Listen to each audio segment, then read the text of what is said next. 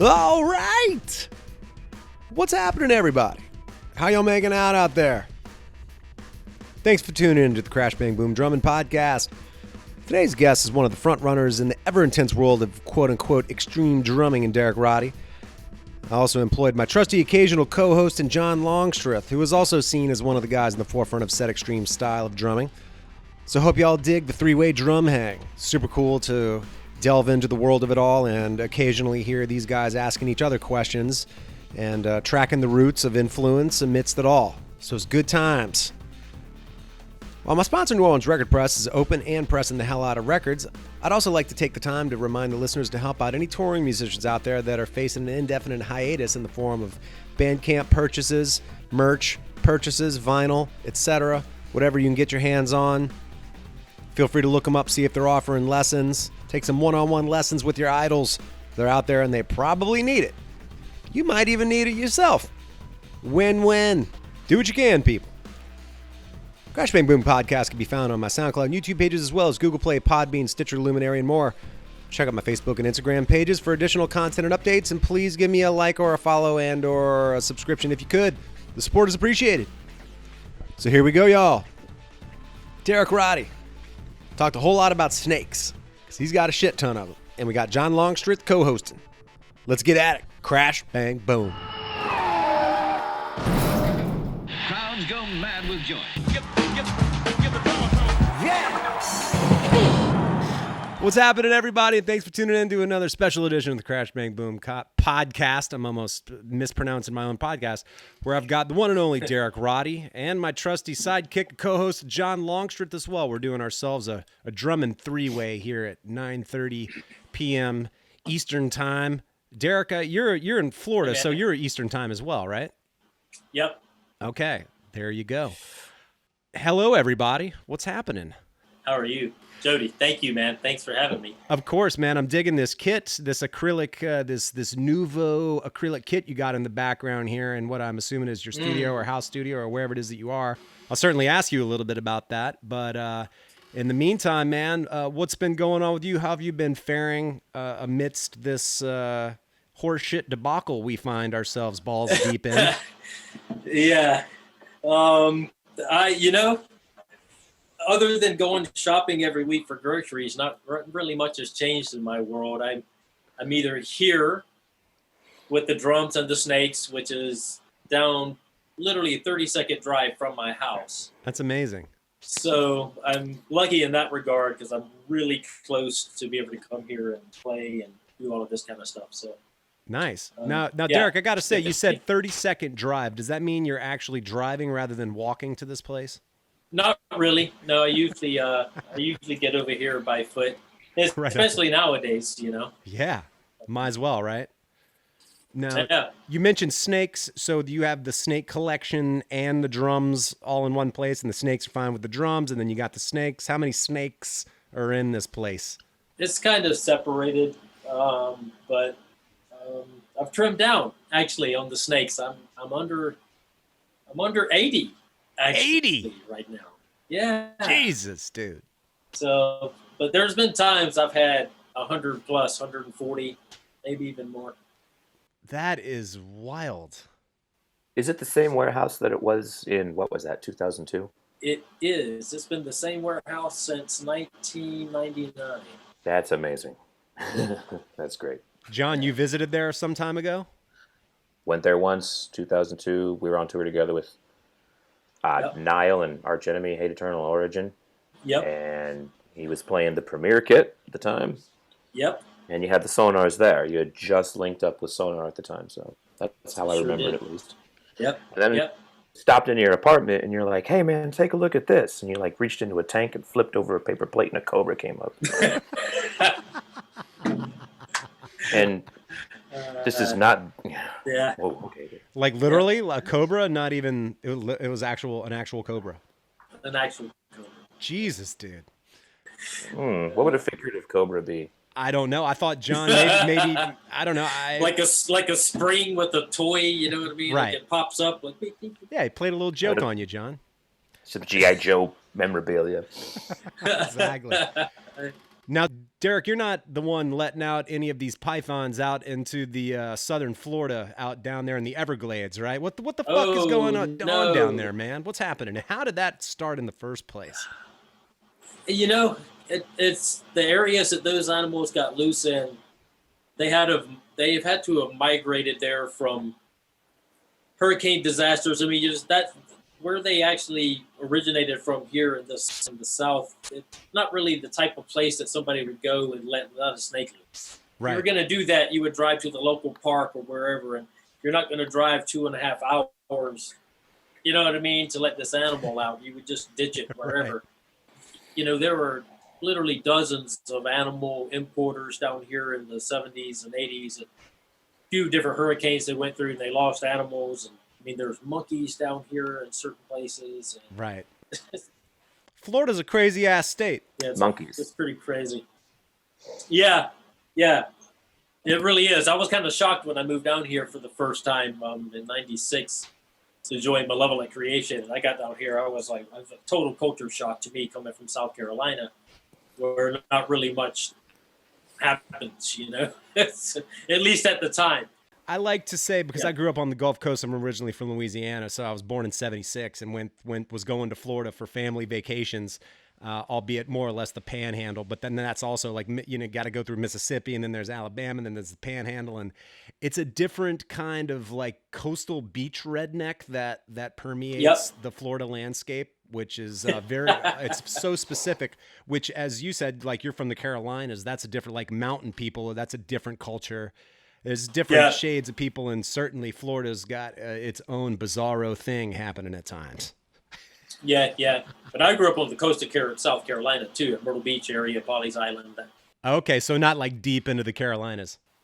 But it's even different than the beaches in Georgia, the beaches in Florida, Right. Down here is totally interesting. I was blown away when I got down here. I was in the big city. Right. Florida is open right now, isn't it? Or partially open at least. Just this morning, I got up and I went to get the mail, and I looked across the street and I saw that the park that was closed and had signs all up on it no longer was closed, and the gates. Wow. There you go. Yeah. Well, Derek, have you found that you've been listening to any particular music, fixating on any particular band or whatever that seems to be fitting for what you're experiencing, or is it pretty much just day in, day out, kind of the same thing, or what else has been going on?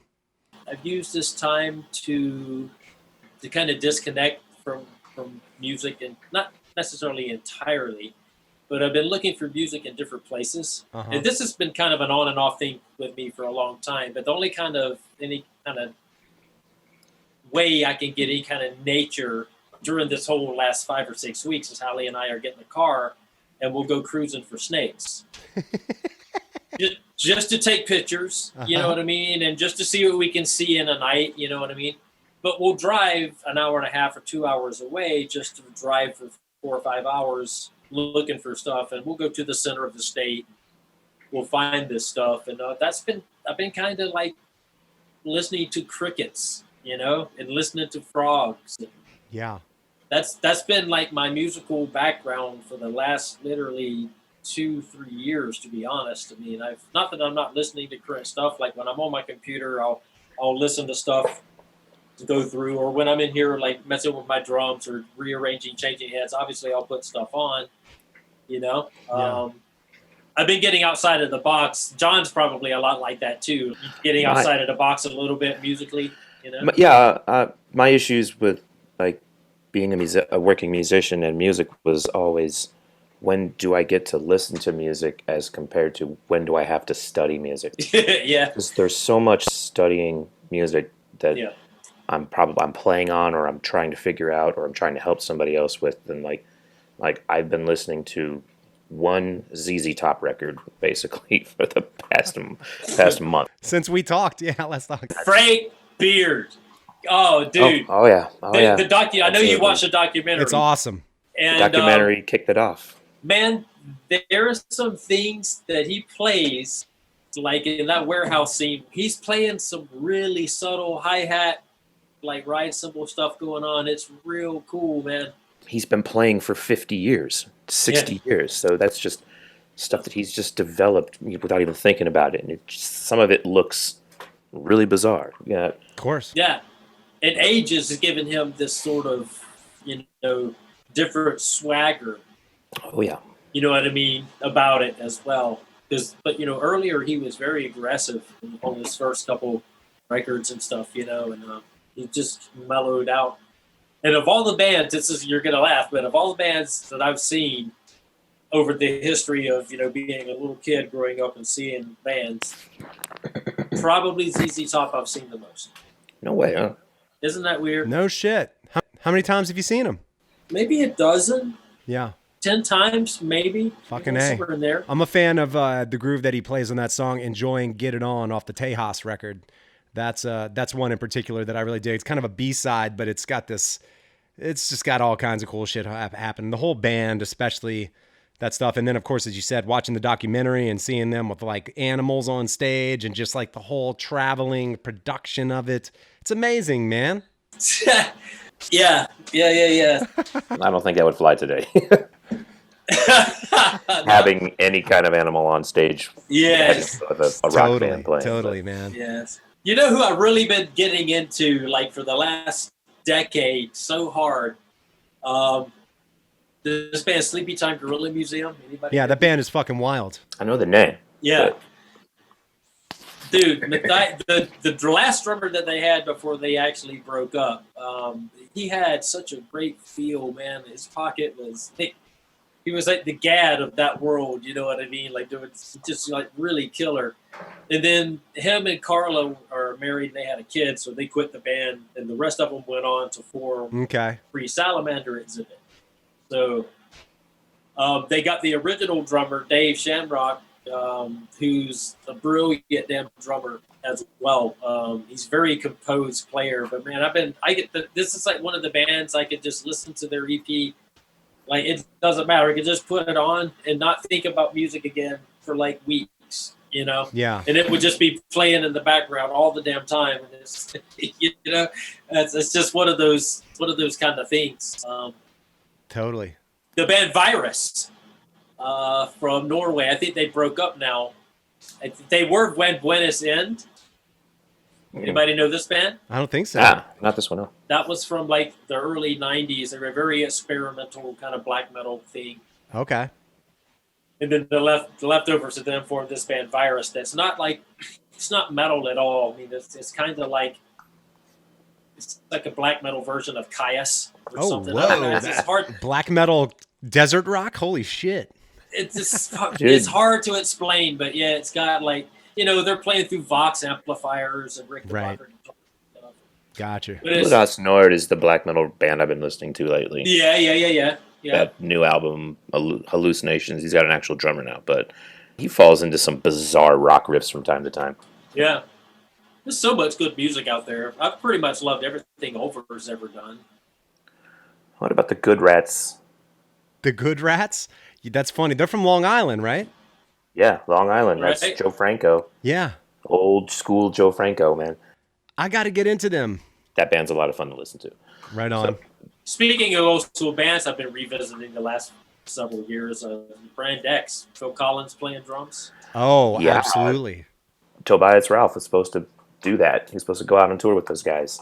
Oh, nice. That would be great. Yeah, he's cool. Yeah, because Kenny Grahowski was playing with them, and he got booked to do Imperial Triumphant, which got canceled. And then so he referred Tobias for that, and then so that tour got canceled. Along with our tour, everybody got canceled. Everything got canceled. Everything got canceled. Life got canceled. The world got stopped in its tracks. Derek, did you lose work? It's kind of funny. During like the first few weeks of this, I actually sold some snakes. So, but I had a really good year with the snakes this year. So awesome. Not worried, huh? If it's it's not that I'm not worried. No, I mean, I'm always worried, which is why I try to make sure that, like, when something like this happens, I can at least know, like, all right, well, it gives me a couple months to get a game plan together for what might happen next. You never know. This kind of shit that's going on now is like, stuff we've never seen in our lifetimes, man. So like, Completely. Who knows? None of us really know. We just know that it's fucked. We can all probably agree at least on that. Yeah. Look at it this way. We can choose what we do with this time. You know, I put a post up on my Facebook page the other day, and I think it kind of missed the mark. I didn't word it right, I guess. But, you know, during this time, I've been kind of I've been having some computer issues. Otherwise, I would have had this really, really killer audio with the kit coming to you and everything, which I'll get fixed for next time if we ever do anything again. But okay. Anyway, so I bought a new computer, and I've been doing some research because the interface that I bought is not compatible with the version of Pro Tools that I have. Of course. And, you know, so I've been going through this whole thing, but I did find out what works, so that's all good. Coming or whatever. But in the meantime, I started thinking, I started looking about how you could install Pro Tools on these operating systems by changing the code in the actual written program in the terminal. Right.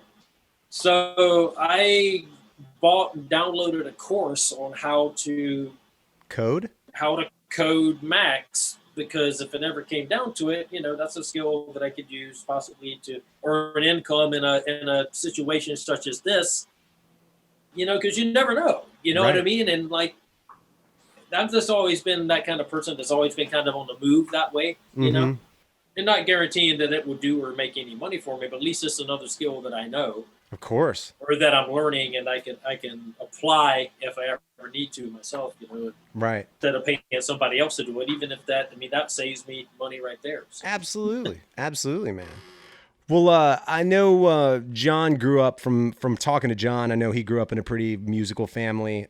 Derek, from what I know about you, you did as well. Yep. For those that might not know sort of your upbringing, maybe give us a little background on it, because from what it sounds like, you had cousins and people there was a lot of music being played. Yeah, it was a lot of music in the house for sure. I don't really even remember where it started. I think I was just beating on everything in the house. And my dad played guitar. My mom dabbled with piano, and she sang, and she had a beautiful voice, like choir voice, you know, like her ear for harmony. Like my mom and dad they would sing together. My dad would play guitar, and like her ear for harmony still to this day is just killer. That's awesome. Yeah. And so I grew up, you know, with that. There was a lot of music in the household, everything from like fusion to, you know, rock and roll, because my brother's 9 years older than me. So, you know, when I was 7, you know, he's 16. So that gave an opportunity for Alice Cooper and Black Sabbath. And then I discovered like fusion again. My mom and dad were more into like soft rock, I guess you could say. Oh yeah, I love soft rock. My dad's like in the 50s and 60s music. They weren't like 60s and 70s people at all. Interesting. So like other than Elvis. So as a kid, I almost completely missed the Beatles up until I was in middle school, I think. Interesting. Wow. Yeah. Huh. Well, what was the first, did you inherit a drum set from anybody, or do you recall the first full drum set that you had? You know, it's funny. My dad realized that I was beating the hell out of everything. He bought me a kit for Christmas. It was like one of those Sears kits, you know, and but it was supposedly a nice one or whatever. Man, I put on my Kiss makeup and I beat the crap out of that thing. That's hilarious.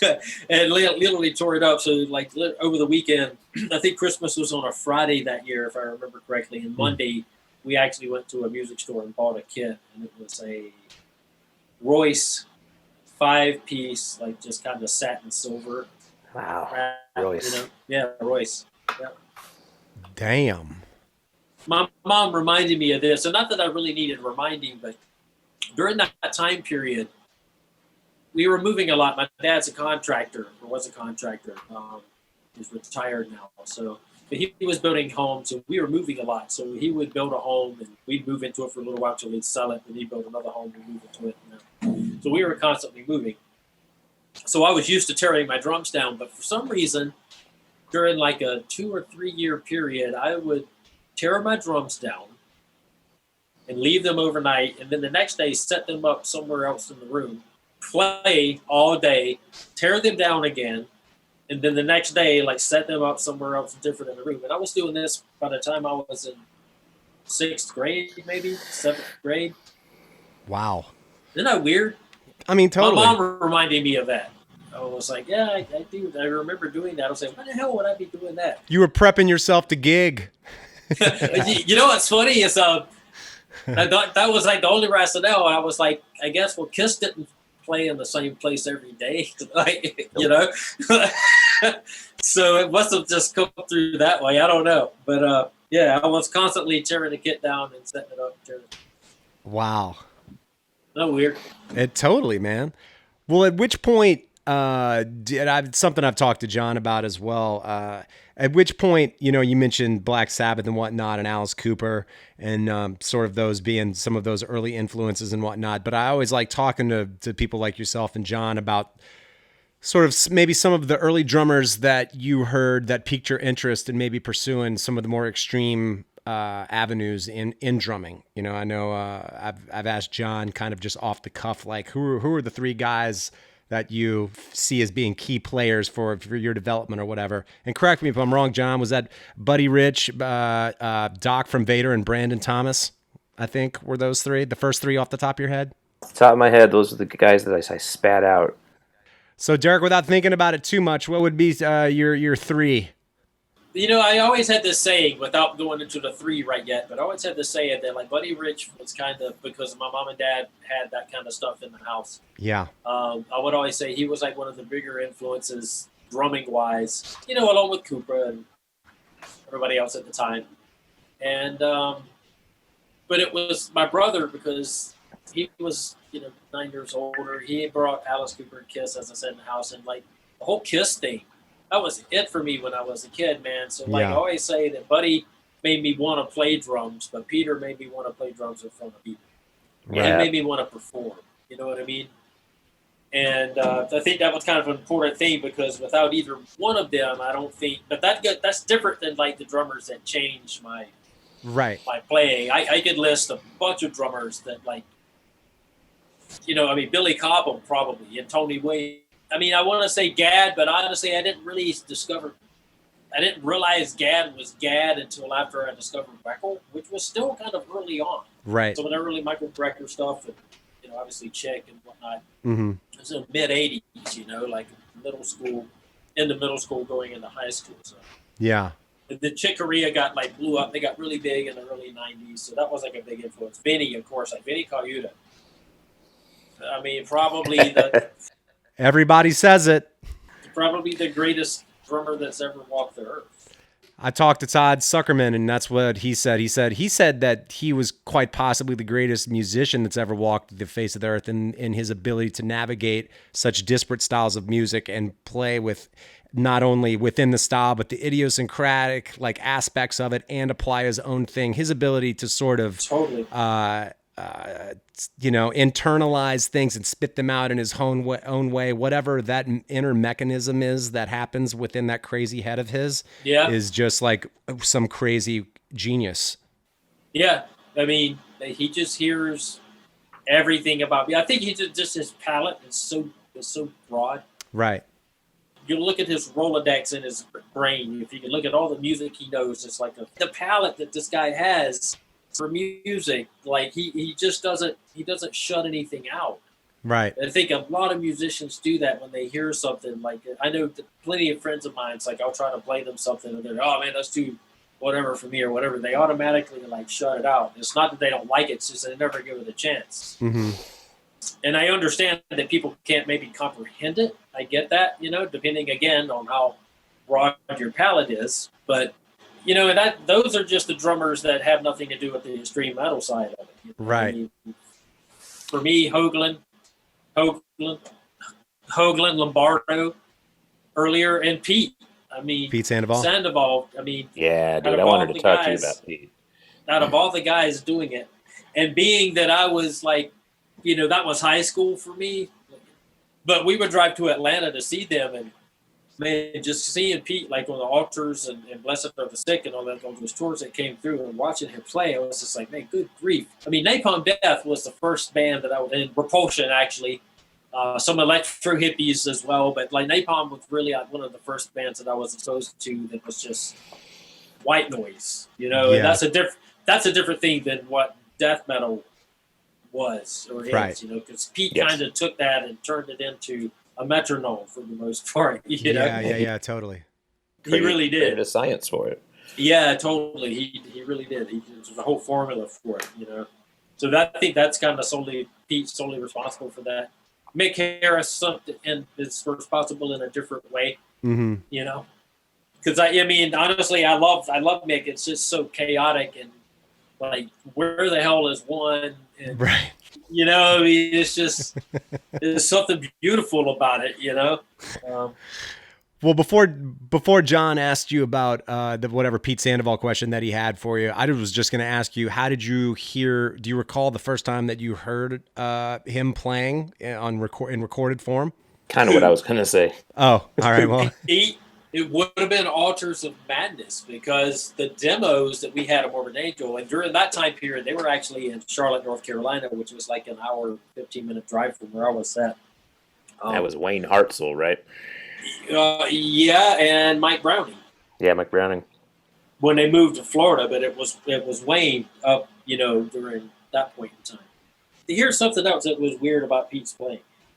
It wasn't about his playing so much, like the songs and just everything that was happening. Like when the first time I heard that, like, yeah, the drums are like obviously nothing you've ever heard before or whatever. It was super extreme as far as the endurance part of it. That was like what stuck out to me about Pete. Sure. Because you had guys. Hoglan was hauling ass on some of those Dark Angel records. Yes, he was. So the speed part of it wasn't so much. It was just like, damn, the endurance. And then Blessed of the Sick, and just seeing it live is what sealed it for me, man. Because he just nailed it down. And I toured with them running sound for a couple of tours. And I would pull up Pete's mix just in my headphone after I'd get them dialed in. I would just pull him up, dude. I could count on both my hands how many times he made a mistake in a 30 damn show run. Wow. It was nuts, man. Like, holy shit. Not so much as even as a flubber. Yeah. It's like if I didn't know any better, I would think that he wasn't even real. Right. Yeah, you know what I mean? Totally. So he was just a big influence for me as far as like doing that. For sure. John, what's your story or your connection with Pete Sandoval? I got into Sandoval actually a little bit late. As I explained to you, like the guy that got me into extreme metal was Sean from Cynic, but right. Like, I didn't really understand what was going on with Pete Sandoval until I was in Angel Corpse, and Gene explained it to me. He explained to me what the blast beat was, because I just assumed everybody was playing the cannibal blast, the bomb blast kind of thing. And yeah, so I started to pay more attention to him then, and then I got to actually hang out with him in '97. That's back when he was ordered off of his drum kit. They had just finished tracking formulas, and he was ordered off the kit by the doctor. The doctor's like, you can't work on the house, and you can't play your drums. But dude still sat down on my kit and gave me a lesson. That's awesome. And the thing about that whole time is like my death metal career starts with me going down to Morrisound. We're tracking an Angel Corpse record in Studio B while Morbid's mixing in A. And I go down there, and I use this example, when I like teach people things, but it's like I hadn't studied the details. I didn't know how deep in over my head it was. So I go down there and I start tracking, and it's just not working. And luckily enough, Jim Morris, he's like, oh, I know how to fix this. Don't worry. So Jim Morris is fixing everything. And it's a terrible feeling. And my band members aren't being super nice to me. And I can hear some of the other guys out there going, oh, fuck, this hotshot Longstreth kid, man, he's all smoke. But, and it was awful. But Pete Sandoval was there, man, and he was just like, it's okay, man. It sucks now, but you're going to get it. You got the spirit. You're going to get it. He was the nicest person in, like, the worst time that I could start my career. Right. So, but yeah, and, like, I was going to ask Derek, like, when you first heard Pete Sandoval, I was going to kind of stack it up to when I like first heard In Cold Blood. I was like, who's this guy? And it was like, who's Derek Roddy? It's like this insane bomb blast comes out. And so, I talked to a lot of people about that kind of thing, about how, Sandoval kind of took it out of grindcore, just like you said.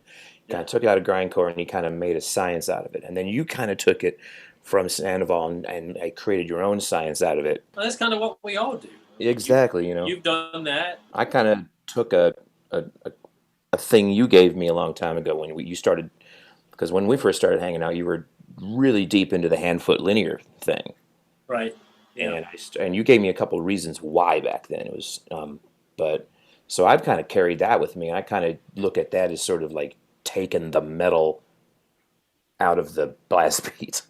And you strip the metal away from the blast beat, and what you have is a foot linear combo, and that's, basically just because, a lot of people want death metal exercises. I mean, as much as I do, it's really not about like, how fast a lot of stuff is, because a lot of guys can play fast, but it's a very short time period. Right. It comes down to transfer in that short time period into something extended. So it's not the speed, it's the endurance that kills people. Mm-hmm. Totally. And most people don't understand how their body operates, I think, as well. And I'm kind of in the middle because I struggle with like what I want to sound like. It's always been like the most important thing to me in a way, and I struggle with like what I want my drums to sound like. And if I want them to sound that way, it means that I sacrifice a lot of like how fast I can play. Like if I play lighter, I can play a lot faster, but my sound changes. Right. You know what I mean? It's like I've been on this like constant battle lately, and I've been actually playing harder over the last several years, like trying to, like, because it's just something about the sound is so interesting to me. Right. It's something that gets overlooked because everything nowadays is sound replaced, like most everything. Right. It would be one thing if it was a drummer's own sound, but most of the time it's somebody else's sound. Right. So.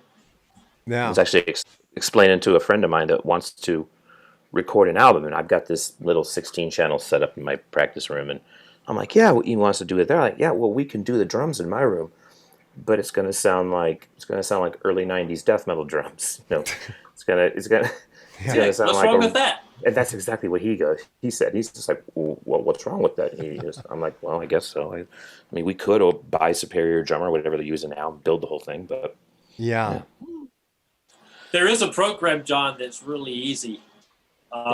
You can take just audio files that are recorded and replace them with whatever it's called, SDDTR. You can transform a WAV file right from your program with the plugin right to whatever sample you want. That's cool. Yeah. And it does it in like literally 15 seconds. Well, Derek, I guess the whole conversation about sort of sound replacement and whatnot brings me to the question of bass drum triggers. And it's something that I'd like to talk to people like yourself, John, and people like Ash Pearson, and just people that play higher BPMs, and sort of how they feel as though they benefit from having triggers. And despite maybe the sort of more papery sound that you might get, but given the frequencies in which you play and the speed, sometimes you need the articulation to do that. So I'm just kind of curious as to what you kind of feel about bass drum triggers, and or are there some applications where you don't use them, etc.? I'm no particular way about bass drum triggers really so much. Over the years, I've loved the fact that like Roland and some other companies got units out that have their own samples. Right. And you can store your own samples on there. Nice. That to me is really killer because I've triggered, but I've always felt like the trigger sounds were so separated from the drum kit. Right. You know what I mean? Right. It's like you got the drum kit and then triggers. Yeah. So I got so tired of that, man. And now that you have this stuff, so I just basically I take a flat signal, just as if somebody stuck a mic in my bass drum, and that's my sample. And that way, when they get it out front, it's no different than actually having the mic stuffed in the drum, and they can have free range over the EQ and blend it in with the kit. Because otherwise, it just sticks out, Right. So if I'm going to do it, that's how I do it. I try to blend it as much as possible. I'm hearing more and more of that. The more and more I ask the question, I think it sort of, as you said, blending it becomes key. So you still have the sense of a real bass drum, but maybe the articulation that the trigger will provide kind of. Right. Exactly. Yeah. And triggers keeps you honest because like you can't hide slop when you're triggering. Which is one of the You know? misconceptions, right? I think people think that they do work that way. So That it somehow does something for you. right. And it, you know, I mean, it does in a way. It does because no human being can play, you know, some of the shit that we play and sound like that on a natural bass drum. Yeah, with no velocity to it, right? Nobody that, I mean, unless you're Yanni Mater, you know. Right, well, that guy's crazy. That guy is crazy. That dude, like, but you know, he stuffs those little 18-inch bass drums like full, so you know you get a real consistent kind of sound out of them. Right. But he's doing some ridiculous stuff. So yeah. But yeah, I mean, like I said, I don't feel any way about him at all. Like I love the technology of what's going on now. So you can actually do these acrylic bass drums sound bomb, man. And I haven't played on 22s in a while because they're only available in 22s. But man, they sound so good. I was telling you a little bit earlier before we started record this whole thing, but I've got an older, like pre-75 Ludwig Vistalite, and the acrylic kits that are made now are just a completely different beast. They're tonal, but they have a nice decay. They've got all the things, and then man, my older kit is. You put that thing underneath close mics and you're like, whoa, we're hearing some weird shit in there. And then the next thing you know, taping it up and things can get a little squirrely with them, man. They're fucking old, dude. Yeah. You know, I guess any kid could be that way though, when you think about it. I think those acrylic kits in particular, while they were trying to figure it out, you know? Yeah. I got a late 70s Ludwig Tom. And so I've literally played them side by side. And of course it was that whatever, but you could already hear them starting to get better in late 70s, like the early 70s. Yeah, I bet. Yeah. Whereas it was kind of a crapshoot. I think they were trying to figure the shit out. You know, I mean, Bonham obviously had played some great Vistalite kits, but he also had the pick of the litter. Yeah, but you know, nothing he recorded really outside of the exactly. Live stuff That's what I'm saying. Acrylic kits on them. That's what I'm saying. You know? Yeah, exactly. But what's in playing this kit? You've found a new appreciation for acrylic kits. Yeah, I mean, I did that. Man, just the articulation from drum to drum, doing that clinic run over there in Europe, and I was like, wow. I just really fell in love with how like they get out of each other's way. Like John, you used to have like a carbon fiber kit or something, didn't you? Yes, I had a rocket shells kit. Rocket shells kit, and those have like kind of, I guess, like the opposite kind of effect. I would think they're like real mid-rangey, and they kind of reminded they kind of reminded me of birch, man. They kind of reminded me of like a thicker birch kit, like a Grand Star shell. Yeah. It had like a real sharp top end, and then just kind of went boom, you know. Yeah. So yeah. I thought they were great. These are like very dry, and they ring. I mean, I don't know how well this thing sounds. Pretty quick.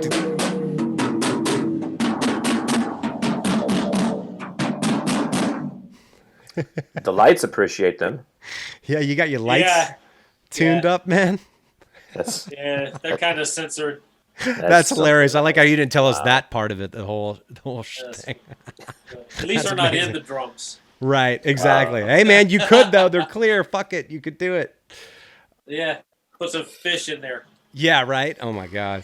Well, in talking to you about sort of developing, you know, some of the styles and just adjustments that you do and going throughout the years of doing this, you know, Derek, I know you've put out both a book and a DVD.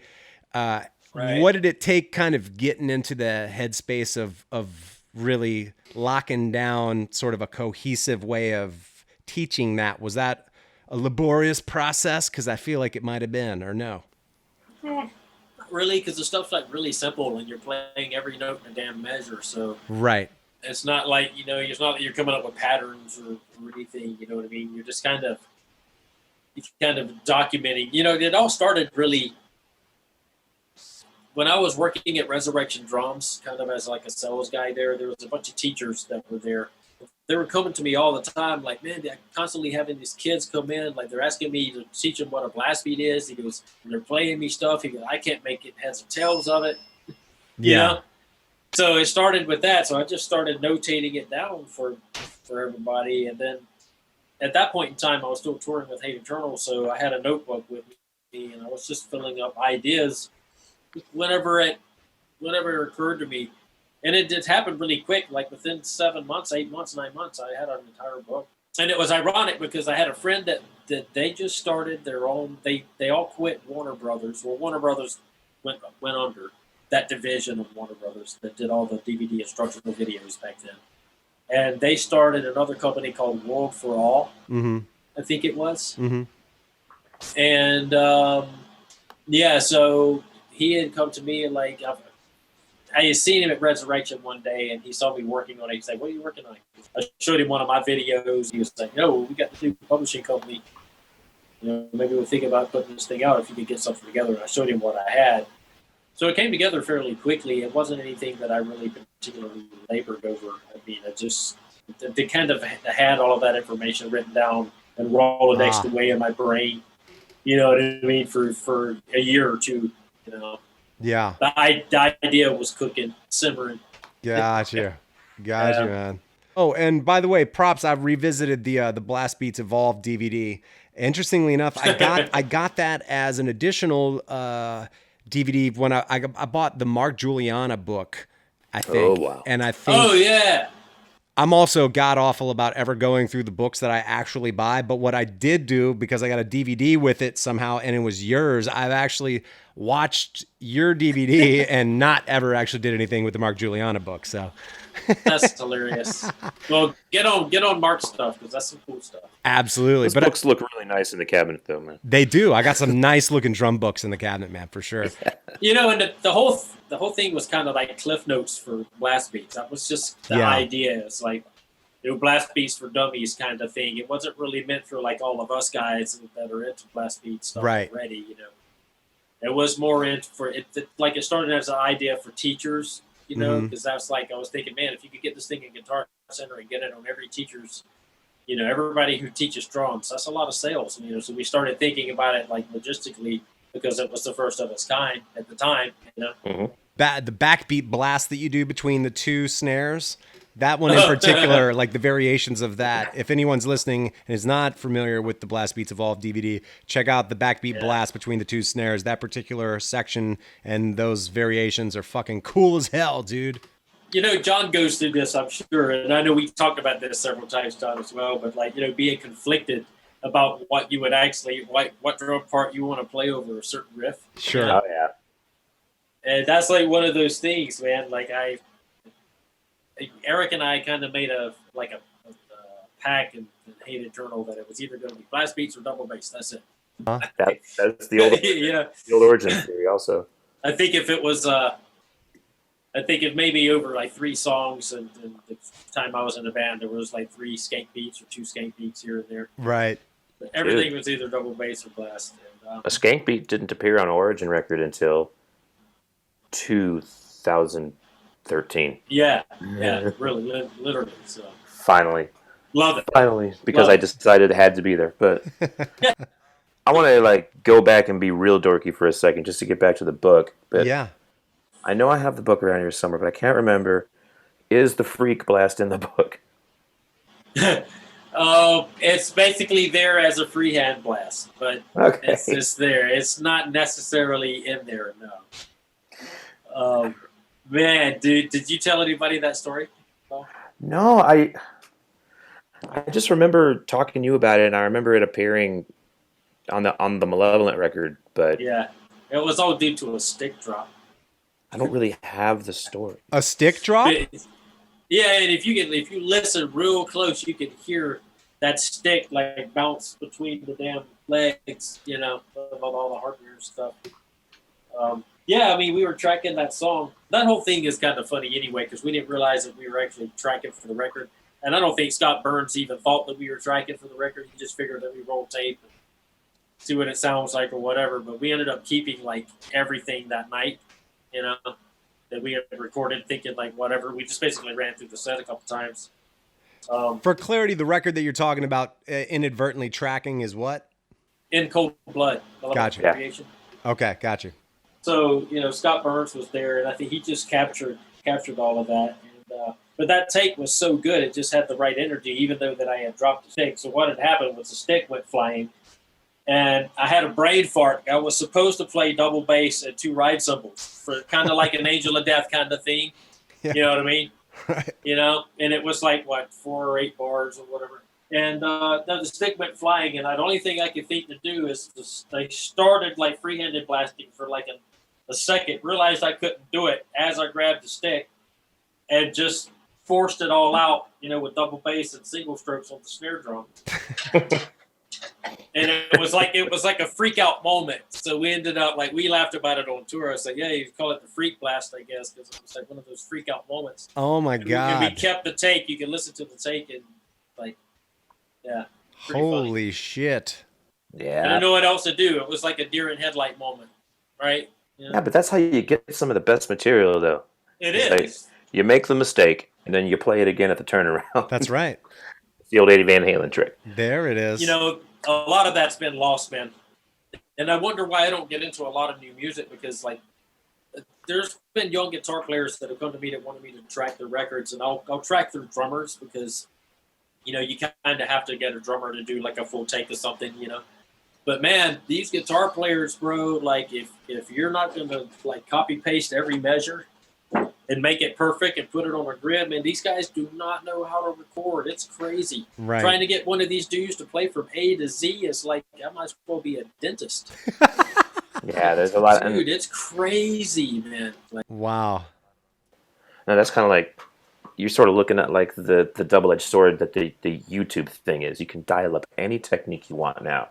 Sure. Or, you know, you can watch any technique, you can slow it down, and you can learn how to play it. But like a lot of these guys, they don't know how to jam with other musicians too. Right. So like that's one of the things a friend of mine ran into. He went to give this guy a guitar lesson. He goes over to his house, and the guy's got the big computer workstation, 3 computer screens, and he's got his like 8-string headless Kiesel or whatever. and Kevin is just like showing him this thing, and he kind of looks at it. He sort of like writes something down and enters like an equation into a computer, and he just kind of looks at him. Okay, what next? And he goes, "Well, you want to try playing this?" He goes, "Oh, I'll work on it later after you go home."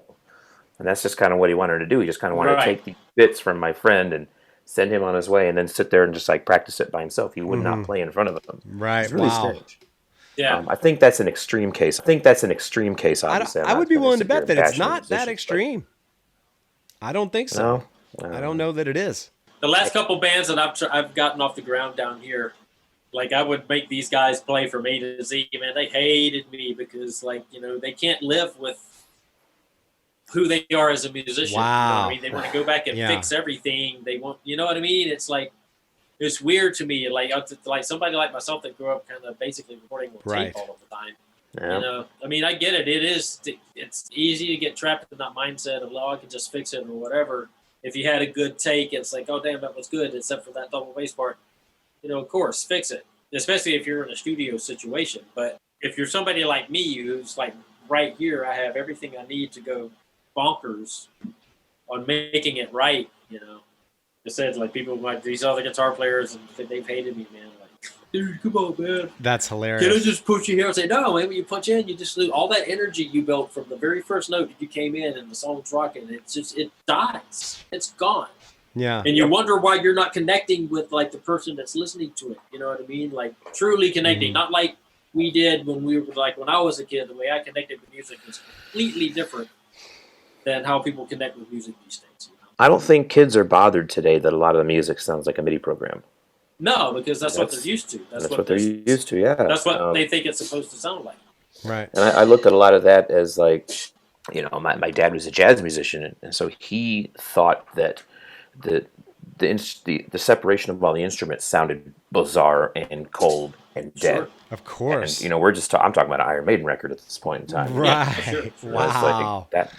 Why is that ride cymbal so loud? I'm like, what do you mean? It sounds wonderful. and he would just hear no life in that. He would hear a product. This is pop music. This is popular. It's a product. Yeah, sure. It's funny how things are relative. I mean, I guess that's part of what we're yeah, talking about here, right? Yeah. But that would have been, if he's coming from a jazz musician's way of thinking. Mm-hmm. He's That just would have making been a lot of noise. the Beatles would have been the same way. You know what I Sure. mean? Like, so if you ask somebody that was a rock and roll guy, you know, they'd be like, "Oh wow, yeah, I can hear where it's going." But that's like when you take the life out of it, is where I draw the line. Mhm. Right. when you put somebody else's identity over the top of yours, right.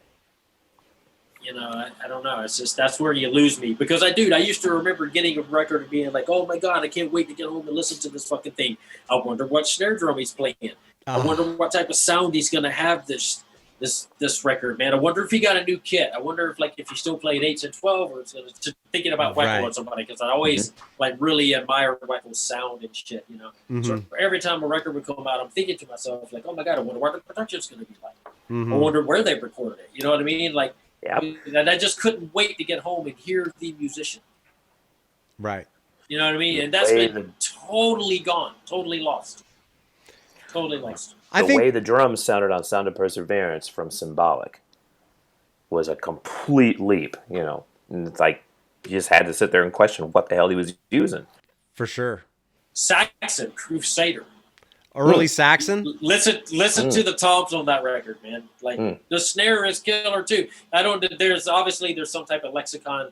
I don't know what it is on the snare, but the reverb is, man, it's so good on that record. Nice. I mean, there's been stuff. I mean, Alex Van Halen. Like, how would you ever know, like, a drummer with an identity if it's somebody else you're copy pasting over? Yeah. Well, that's also I've said about Alex and Keith Moon and some of the more sort of idiosyncratic players. Nico's got his own thing. Nico's definitely got his own peculiar thing for sure. Yeah. I mean, we all do. You know what I mean? And that's kind of like what I feel. Just like that's why I'm disappointing in a lot of why I don't think I connect with a lot of music anymore. Just right. Of course. Fair enough. Well, I really enjoyed the Danny Carey play along. Not play along, but the live theme that Vic put up, and you could actually hear it. That guy has a really interesting way of employing independence and like linear stuff in his playing. And the way that he does it is melodic, it's patient, it's spacey, it's heavy. That guy's an incredible player. And his sound is impeccable. There's something 100%. Completely isolated to Danny Carey. Completely. He's from Kansas, man. He is. That's your people. That's your people, John. Peeps. Well, that's it. From Kansas. That's your peeps. He's slightly taller than you, John. Virgil Donati. Yeah. He's definitely tall. Virgil Donati's another guy that's like identifiable immediately just by his sound. Oh, yeah. Yeah, man. For both Derek and John, we're talking a lot about sort of, perfecting your performance and trying to play from A to Z, which, of course, in the live context, that's the idea of nailing it within, a show.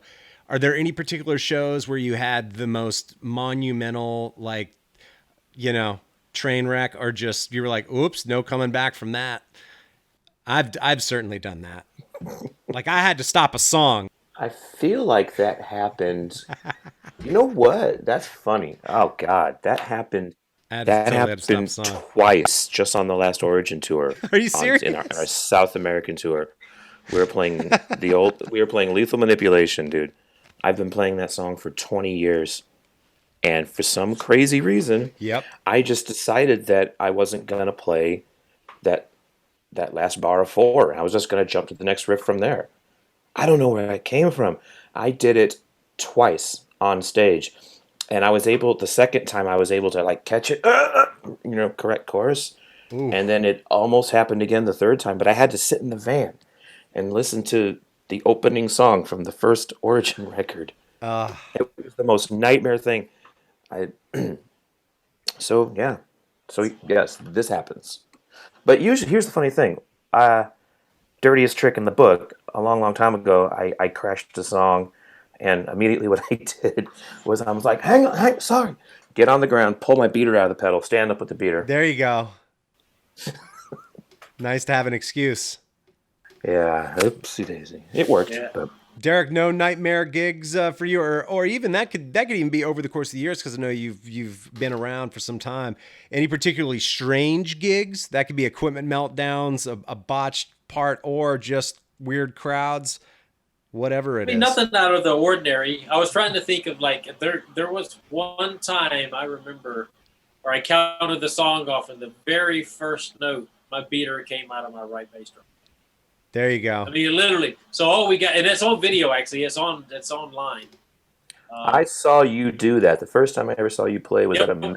It was on tour actually with you guys when that happened. Oh yeah. So, This is more John, the you were there caution. for that gig? I don't remember. I don't may have remember what been. he's talking about, but I do remember at one of the Jack Koshik metal fests, you lost the beater in the right pedal, and so you had to finish off the song playing a single foot with the lefty. Yeah, Oof. that's happened. Yeah. But if you're Jesus. talking about that first night of that Hate Eternal Origin Arch Enemy Nile tour, everything went wrong that night. I believe. I Yeah. believe your beater came out. I believe Danny from Arch Enemy like wired up his trigger module wrong and didn't have any kicks. And I think that was the night that somebody threw a shot glass and it exploded all over Dallas's Oh like yeah, yeah, old yeah. I school remember warlock, and they went running out into the crowd. I think that might have all been the same night. And Tony was injured. Tony had a torn rotator cuff. Yeah, Jesus yeah. Christ. I haven't thought about that stuff in a long time. Clearly. You know, it's funny. I've always tried to get through good like shows like that. You know, like I've never really had too much technical difficulties other than just random stuff. I think John probably remembers I used to take my own mixer around with me, and I would mic my own drums and sit down. And my mixer was on the fritz one time. But outside of stuff like that, never really had a shit gig. I know that sounds crazy, but I try not to approach it that way. If it's anything, even if something goes wrong, I try to like look at it in a way that I try to learn and grow from. That way. I used to not. When I was a kid, I'd get mad and throw shit. Not so much these days. You could be screwing up. You could be screwing up on stage, doing what you love, or you could be screwing up at your day job. Right. Kinda. Yeah. And I'd rather be screwing up on stage. Well, you know what? I think I might have told my story about train wrecking a song maybe once, probably don't recall. But I'll tell you mine. You should get a kick out of it. The night before we played a gig, me and my bandmates, we go out, we get pretty loaded. We make a pact that we're going to like shave our beards into something strange for the gig. So I'm like, all right, fuck it. You can't shave a beard before a big event. I did some weird, like, I actually went to a barber, like a Puerto Rican barber, and had him tune me up with like little pencil line weird shit and all this like Latin, like thin beard. No. And I wore to the gig, I'd shaved my head and I wore like a half see-through shirt and I had a medallion. I did the whole fucking thing. And my asshole friends that originally did this, they didn't do anything to their beards and they showed up in their regular clothes. So I was like, oh, now I'm the crazy fuck that like dressed up like it's Halloween, went to the barber, did the whole fucking thing. And we can hear you pissing, John. No, you heard me getting a glass of water. He's getting water. That's city water. And then the gig started. And at some point, it was one of those situations where I was like, I can't really hear anything, but I got the songs memorized. I'm good to go. So I counted it off. We got into it. We got through 2 songs. And then at some point, I got off.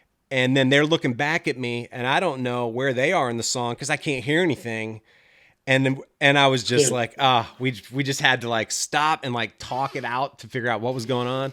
And here I was dressed up like it was Halloween. It was ridiculous, dude. So that's my train wreck of a story. It's Life of the party, Jody. sometimes at my own expense, I'm willing to do that. Yeah.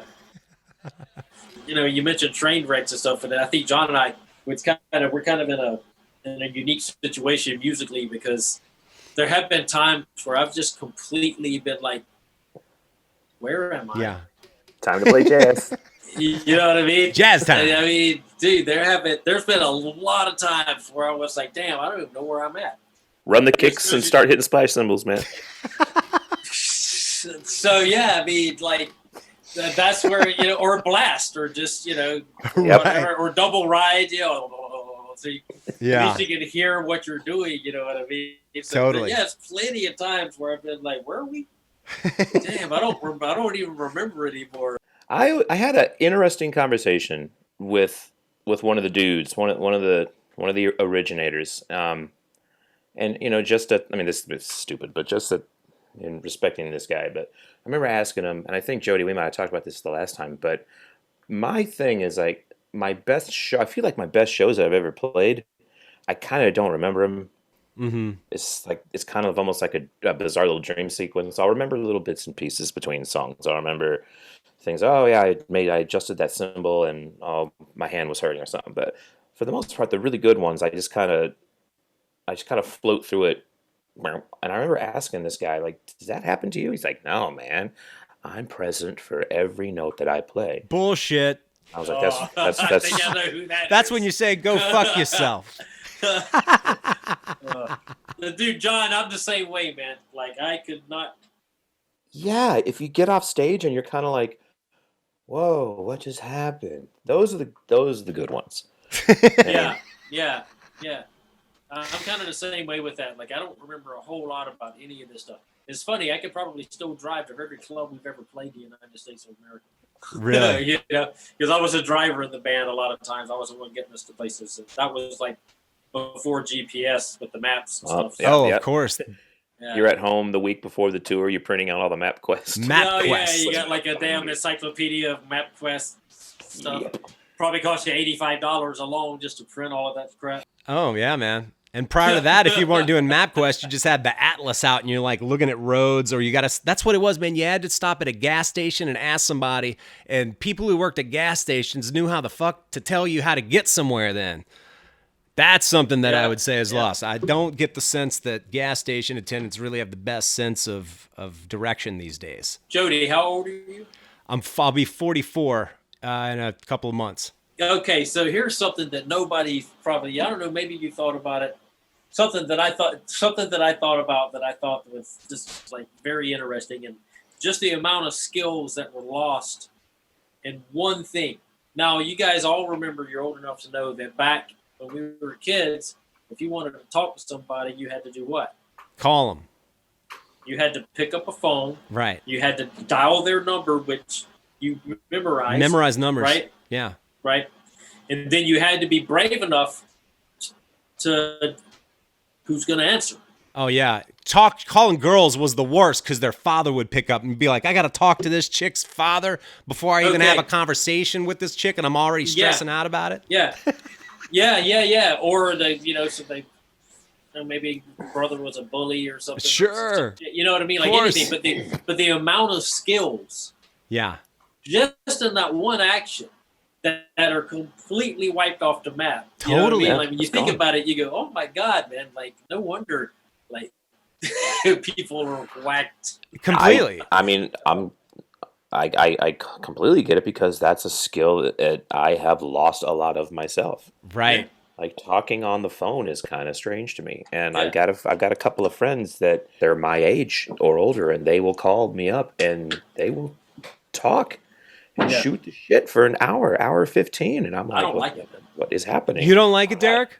No. Really? I used to love it, but I'm just not used to it anymore. I used to love it, dude. I'm the same way, man. My girlfriend and I was staying on the phone all night long until we woke up together.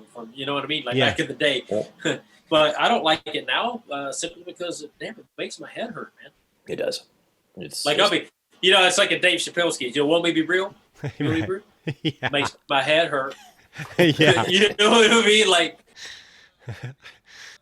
and I noticed it. I started noticing it about, I don't know, maybe 10 years ago. We would go to, like, down here they have these big like outlet malls, right? Mm.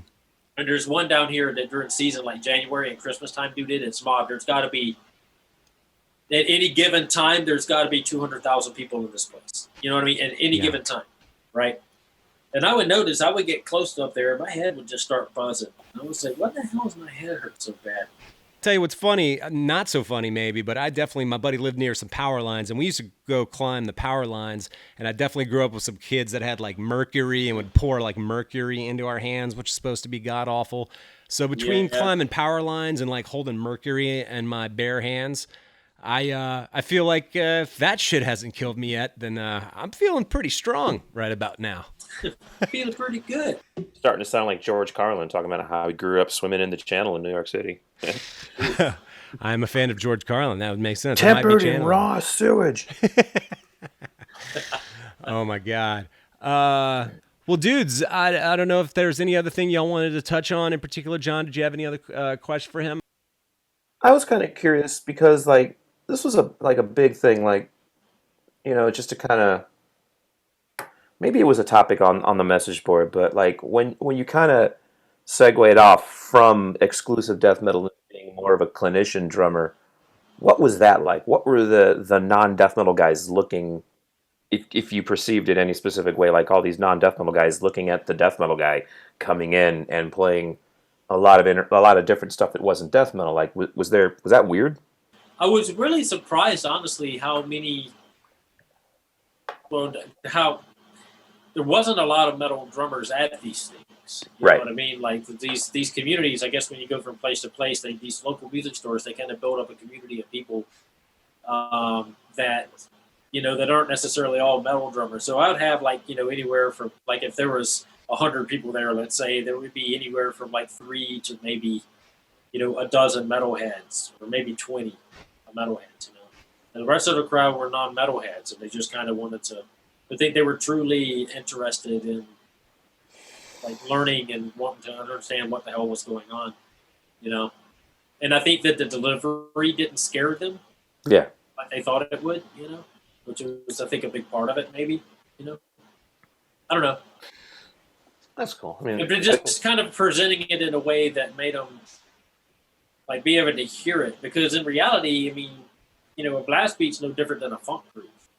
How so? Elaborate on that, because from my perspective, I think that goes back to the idea. It's an extremely subdivided funk groove. Yeah, or just I think the backbeat aspect of funk grooves is far more defined.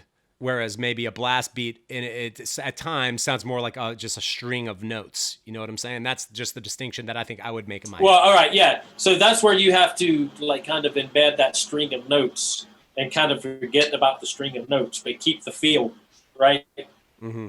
So, if you're playing, I'm going to try to play as light as I can. Yeah.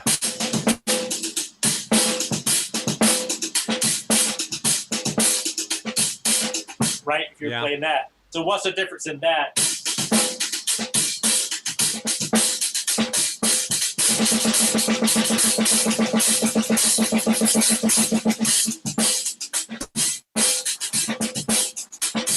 Right? Yeah. I mean,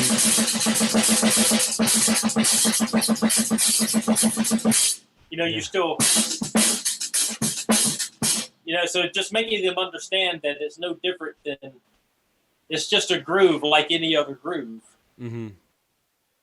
That. I think that was the biggest part of it, making non-metal drummers understand that it's a groove. Yeah, definitely. That it's not like a trick or.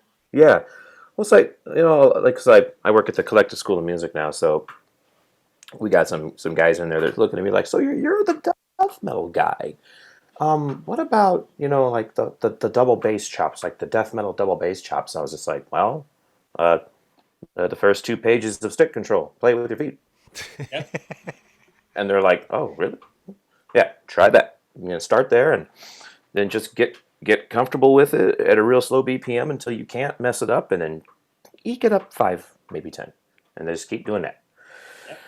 And that's always really interesting where, the delivery, how to deliver it, how to just break it down to it just being another set of musical chops that you're developing. It's not really because I think a lot of people, they get turned off by the vocals and in the subject matter, but after that, for sure, a lot of people kind of just that's really interesting what's happening there if they can hear it. It's the whole reason I started Serpent's Rise. I just got sick of people talking, I love the music, I hate the vocals. Okay.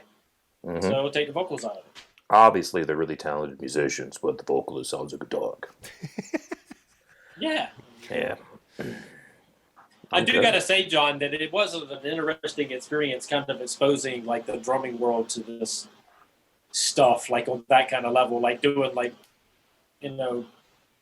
London drummer and modern drummer, and you were doing nuts.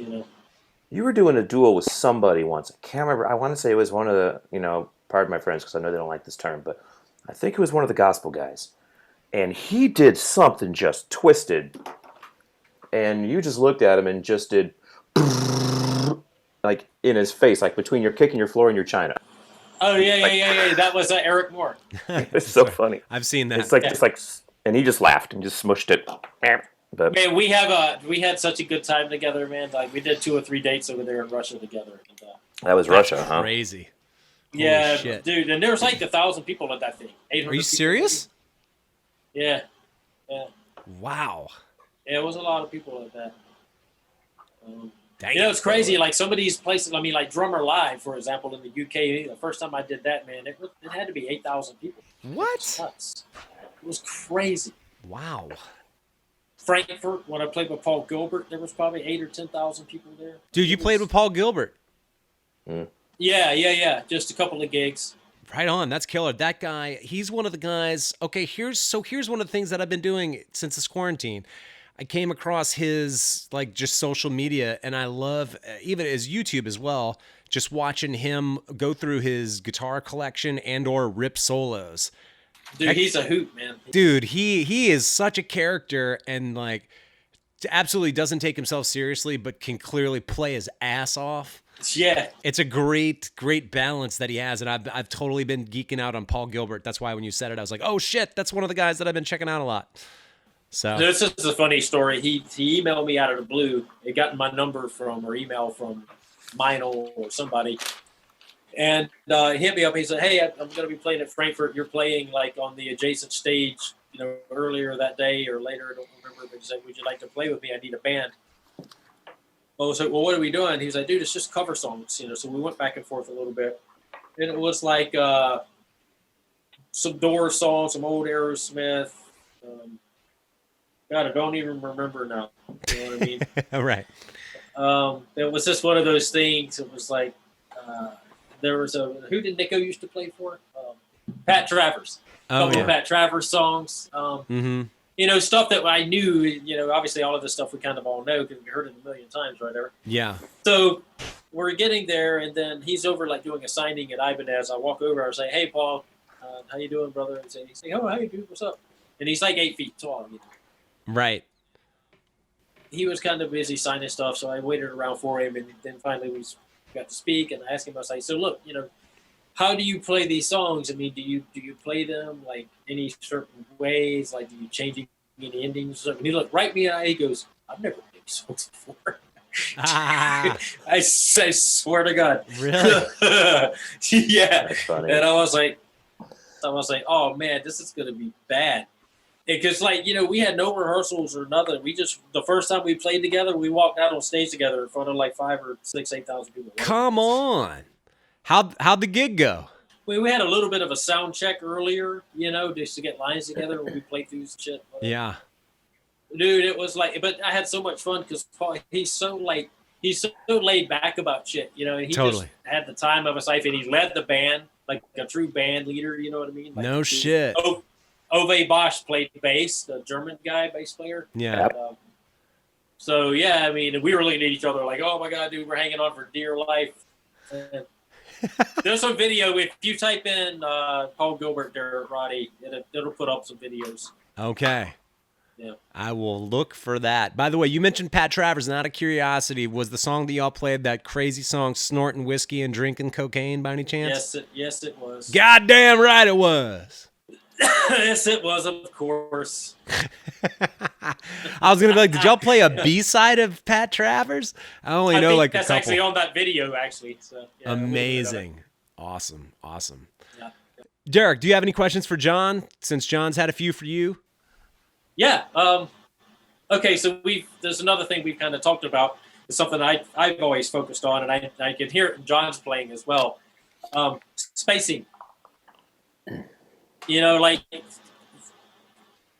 us drummers that are like, we're so focused on these books, right? We're so focused on seeing the black note, right? Mm-hmm. And like this black note, that black note, that black, and we work so hard to play these notes that you kind of don't think about like where all of our identity lies. Mm-hmm. Sure. You know, which is not in the note itself, but from the space of that note to the next note. You know, that's kind of where all of that lives, you know? And like John's got a very, very balanced spacing. You know, it's something that I spend a lot of time developing too, just with the whole linear thing, trying to really work on, like, you know, making sure that when I look at it on a computer that it is as close to like being perfect as it can be without actually, you know, trying to get that, you know what I mean? But just working on the identity and the playing, you know, was something that a few people, you know, Nils Felstrom's another guy, Dominator. Yes. He's another guy that's kind of got like a different vibe. Pete had it back in the day. Steve Ashine for ESI, man, like he's another one that's got like a very interesting spacing, like where his identity lives in the playing. Is like, I don't know, was that something that you ever tried to develop, or is it just did it come natural to you? Or I could go a couple of different ways on that. Because, well, like for death metal, like knowing that I have to keep these three guys in line, playing at these BPMs, it's like in my little bubble, I have to try and be as machine like as possible with my hands, with my blast beats and my double bass. So I try and keep that, like you said, I want to be able to look at it on the computer. I'm never going to be machine perfect. I'm a human being, but I will get as close as I can. You get damn close, Bo. That's all we can do. Thank you. My friend, a house engineer, he's always saying things like, okay, lay off the rim shots. Don't crank on the bell too hard. Don't attack the chinas. I don't want to put compressors on you if I can avoid it. That kind of stuff.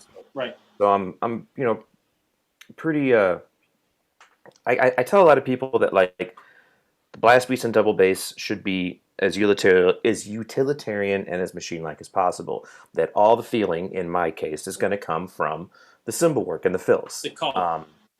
But one interesting thing, as I got more into playing jazz just this last year, I actually played my first jazz gig, and I've got this friend that comes over, and he brings bass players from time to time, and he's a New York City jazz cat.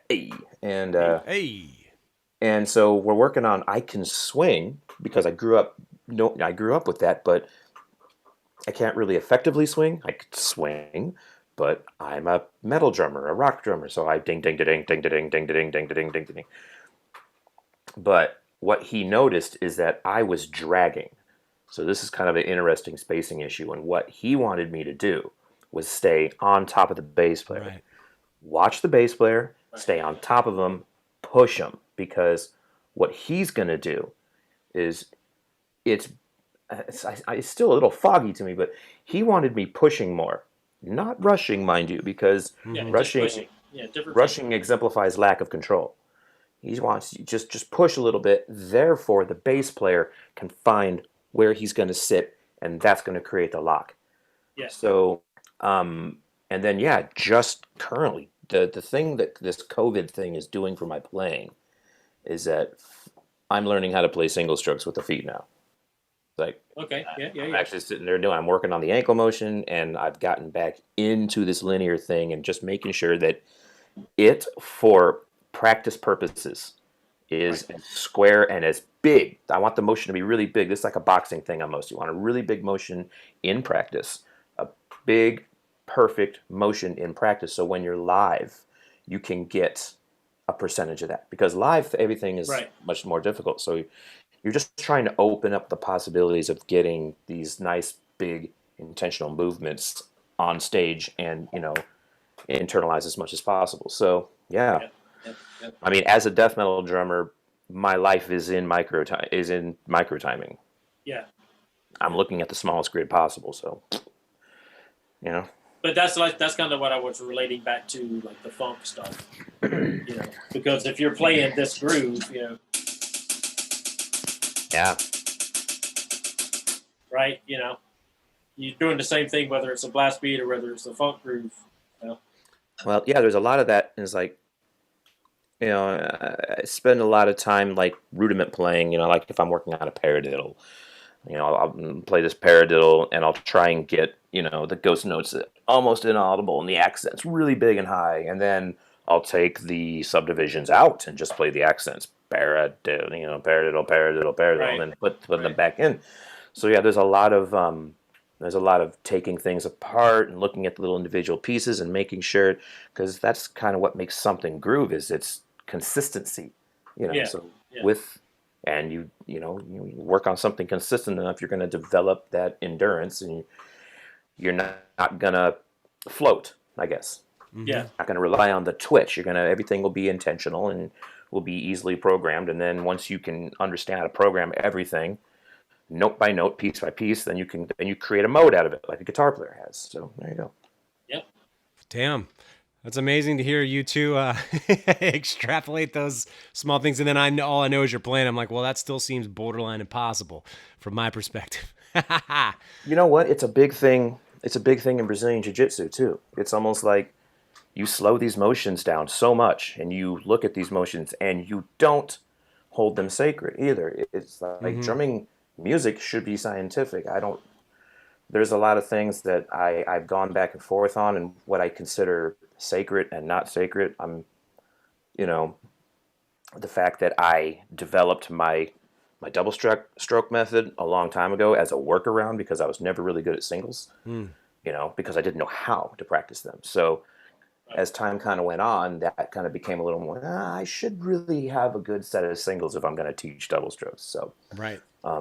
But in breaking these motions down, and internalizing them like that, it's kind of like that. It's never as fast to me as it is to the people out front. Mm-hmm. Like I think that supports my theory that y'all are special in that way. Yeah. Not to lessen the work that you put in, clearly, because I know y'all worked your asses off to do it. I think it comes down to something John said earlier about micro time. We process this micro time, so it doesn't feel so unnatural. You know what I mean? Right. Yeah. And the interesting thing is, and I'll wrap this up right here, but what I kind of got out of that from being a death metal drummer for 20 odd years, and then actually starting to dive into the jazz thing, is that it's kind of okay to drag in rock music, of course, and backbeat rock and thrash metal. You can drag. I don't mean drag. You can sit on the back end of the click a little bit. You can sync it, but you really don't want to do that in jazz, I guess. I mean, you can. I think it just depends on what you're playing, what the music calls for. Certainly. Usually, John's right. I mean, you don't usually you're pushing in jazz. I've always been a pushing drummer. I can go back and look at myself on the grid or whatever with the click. And death metal specifically, I'm always ahead. Right. Always. Well, I think just been natural. That's kind of natural in my playing, I guess, just where I sit. Right. Being ahead on the blast beat and then kind of hanging back a little on the groove, and again with death metal, everything is you're right.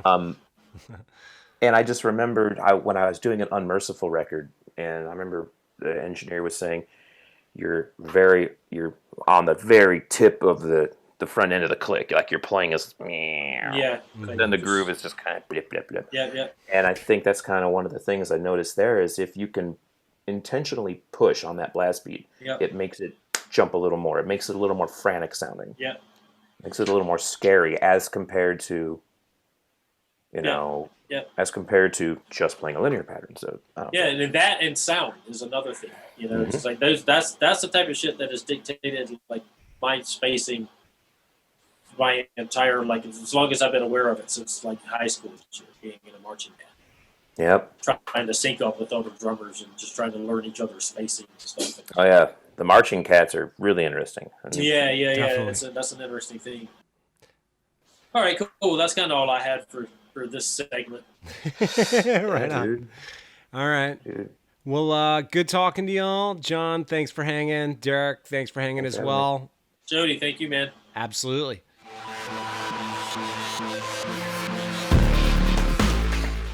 All right, everybody, thanks for tuning in, and thanks to both John and Derek for hanging. Hope to continue both the usual one-on-one series as well as the special series, so stay tuned. We'll catch you on the next one, as always. Crash, bang, boom.